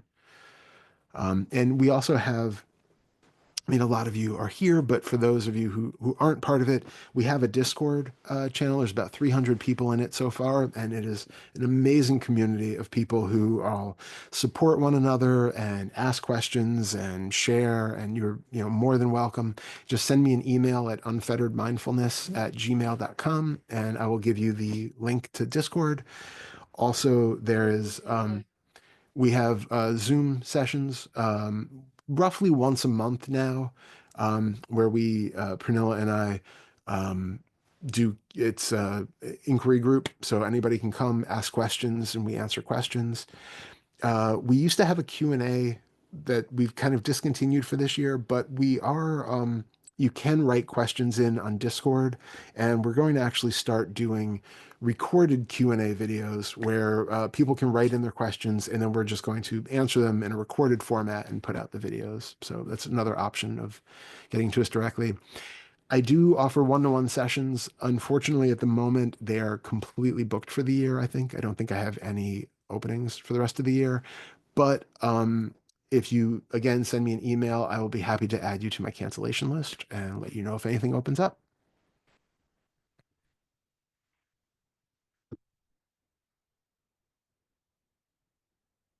Thanks, babe. This is only February, isn't it? Yeah, it And is. you're booked for the rest of the year. I am. Yeah, I had offered, like, I knew, because last year was booking up pretty quickly. So at the end of last year, I had sent out an email to all the people who had been working with me last year and let them know of my availability. And so most of them were booked for the year, were actually booked before 2024 ended, and then the rest of them have gone this past month. So, but I do, I get cancellations. People have to cancel, and so they open, and we never know what life is going to bring.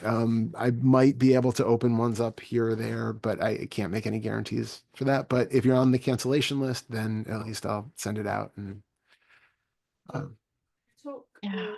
thing about that the fourth fetter feeling a craving in the body about and how to make an inquiry about the craving in the body.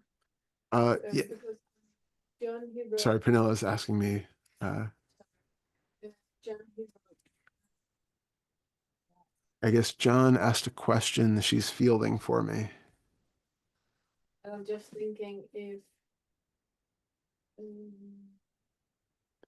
John he said yes to doing more of this, I will try not to crave so much. Yeah. Said, or just look into how craving feels in the body. Yeah. So what John said, yeah, exactly. So John said that he's going to try to not crave as much, I guess. And Pernilla had said, or look into what the craving is like and what you're trying to get or avoid. And very, very much what I was saying, that we really, when we're talking about craving, the fundamental thing is that we want to make sure that we recognize that craving doesn't actually exist.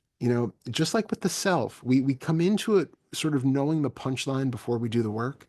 So we know that the self isn't there, but we have to investigate to sort of prove to this system, however we want to refer to it, that, oh yeah, there's really nothing there. Oh yeah, there's really nothing there. Oh yeah, there's really nothing there.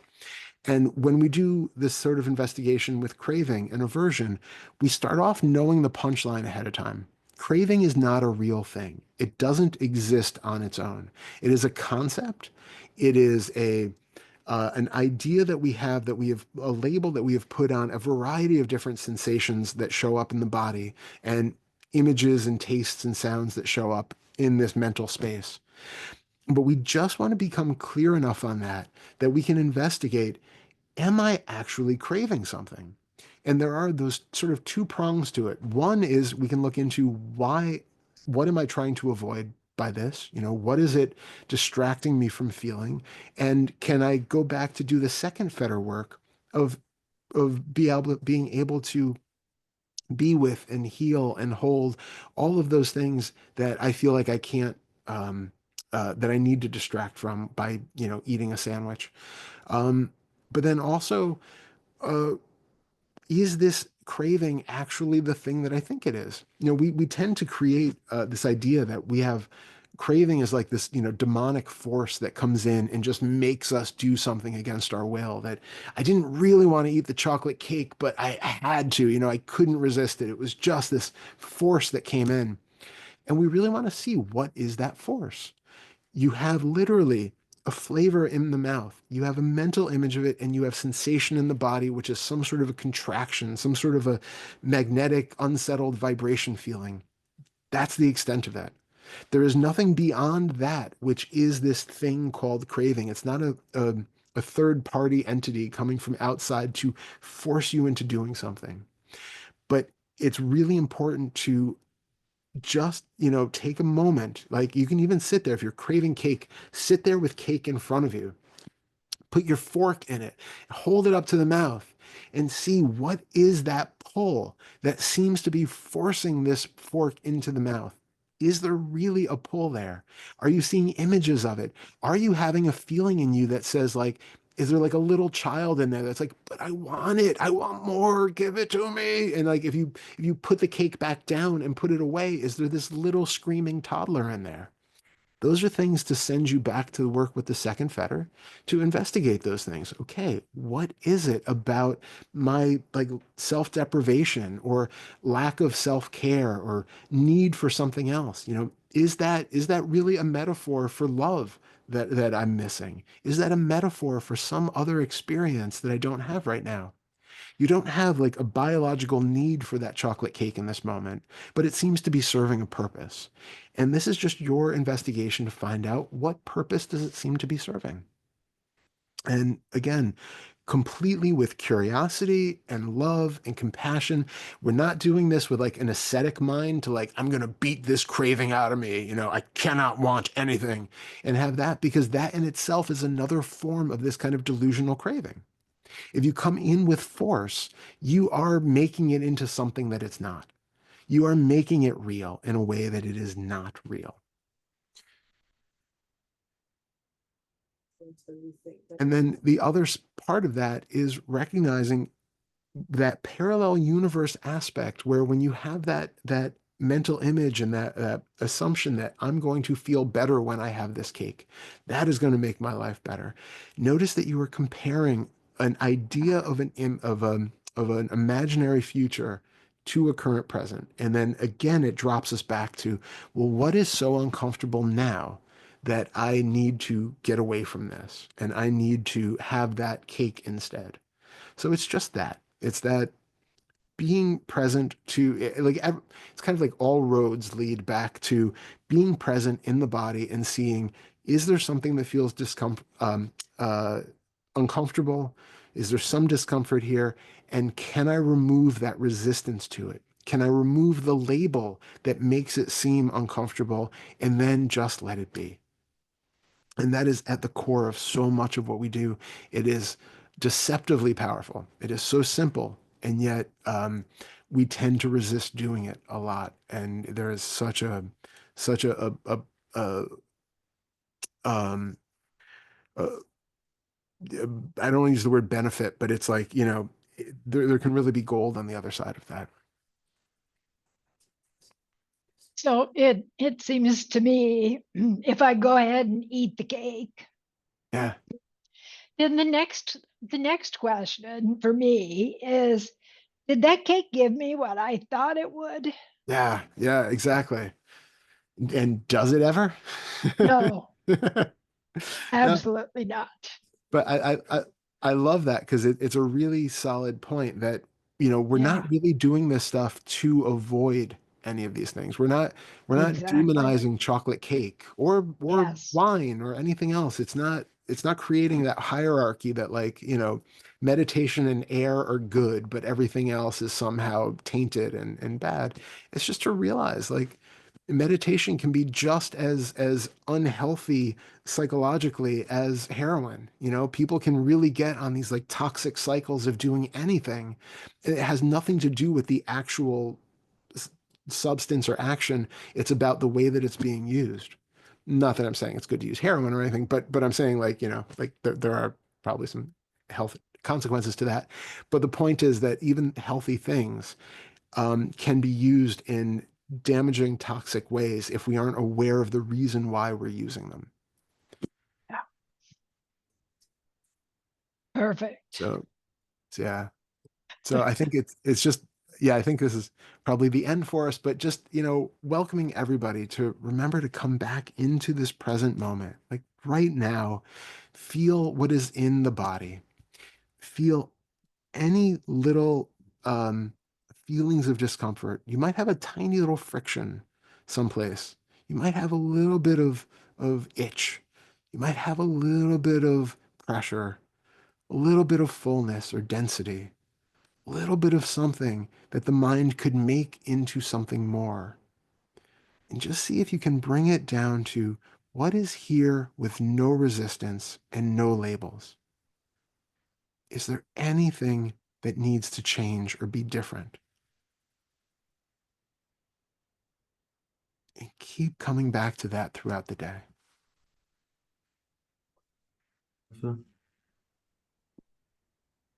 Bildschirmsperre,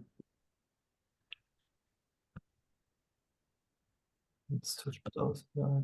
No, Eric's got a question. Hello. Hello. Yes, Oh, here. so I'm wondering, what is a healthy relationship to have to your conditioning when you realize that you don't have a self, but it's sort of like everyone goes through life and they learn different things based on how they live their life and they get conditioned. And that conditioning seems to always be there to some degree, but like Yeah. how should you what should your relationship be to it as you are sort of getting rid of it? I don't know how to, that's my Well, question. I think, yeah, no, it's a really good question. The first thing I would just say is not to want to get rid of it because it puts you in that antagonistic relationship to it. We talk about seeing through the conditioning or operating in a way or where we realize that it's happening, it's coloring our perception. And again, there is no way to ever get rid of all of our conditioning. And if again, it's not about like wanting to actually get rid of it. It's about having that love towards it and recognition that it's not personal. It is just the way that it is. It was created by an infinite number, almost infinite number of causes and conditions that came before it that led it to being the way that it was. And there was no other option for that to be the case. So can you have loving compassion for the fact that it actually is the way that it is? From then, you can start to see how it is, diluting your experience of the world in certain ways, but it's still not vilifying it and it's not making it into a problem. It's still just to recognize, like, oh, I am not acting out of a clear, objective view of the world. This is not a pure reaction to the world. This is not a pure insight into the way things are. When you look at the news or interact with other people, it's just for you to know that they are not the way that you think they are.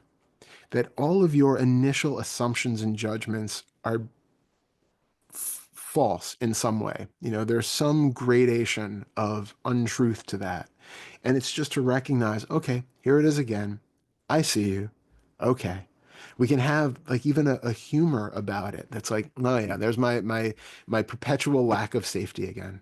Like kind of maybe a weird example, but I love Fraggle Rock, and there's a character on Fraggle Rock called Boober who is like a constant worrier. He can always come up with every possible bad situation that might happen in the future, and kind of prides himself on that aspect that like he can always find the darkness and the light. There's always some negative that he can find.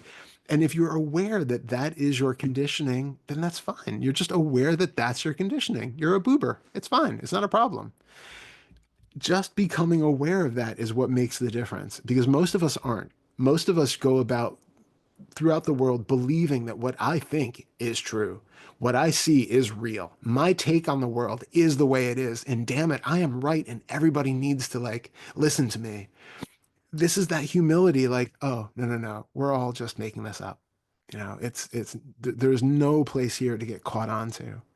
So it's love, it's compassion, it's humor. And at no point do we need to feel like we need to get rid of it, push it away, change it for the better, because that will just be a new conditioning that will still obscure the lens in some new way that you'll have to recognize. Like, oh, I smeared it with Vaseline now it looks different. That's all. Yeah, thank you for that.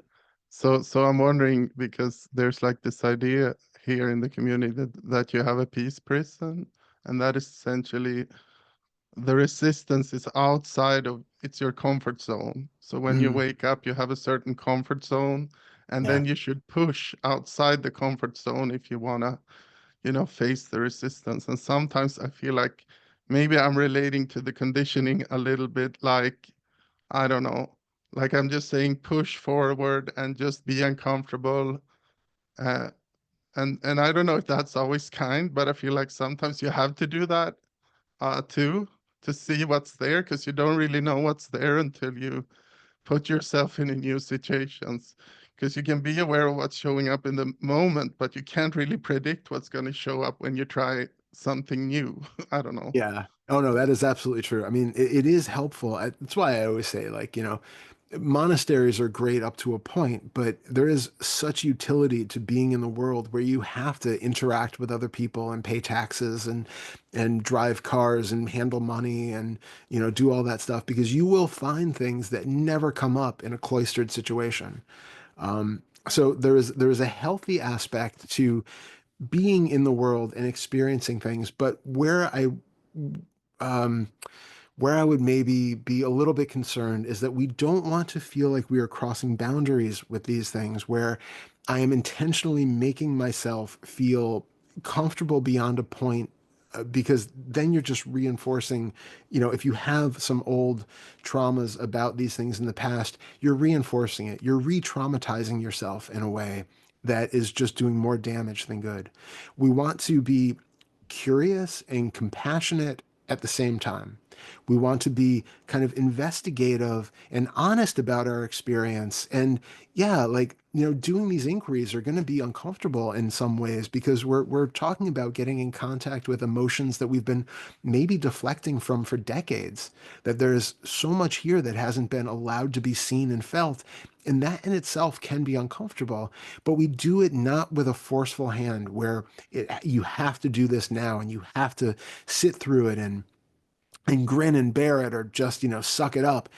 No, it's done compassionately and titrated doses where it's like, okay, I can handle this for now. Nope, can't handle it anymore. Okay, okay. Be kind. Try it again. Okay, I can handle it. Yeah, okay, the label's gone. I can feel the sensation. Things are okay. Okay. Oh, no, no, it's back. I can't handle. Okay, fine. It's not about like forcing yourself to sit for, 6 hours of meditation and not move an inch or something.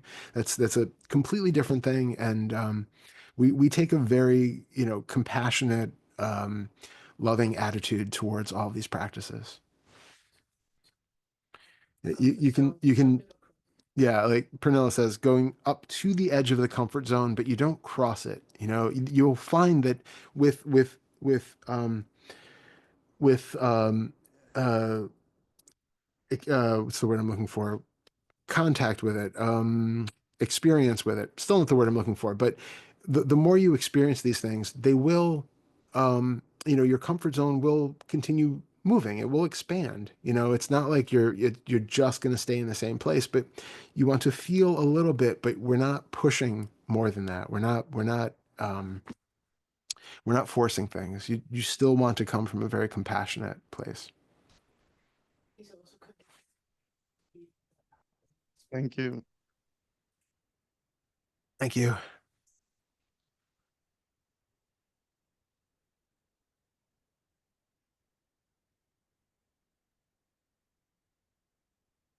Shall we call it a day? I think so. Okay. So that was great. Thank you.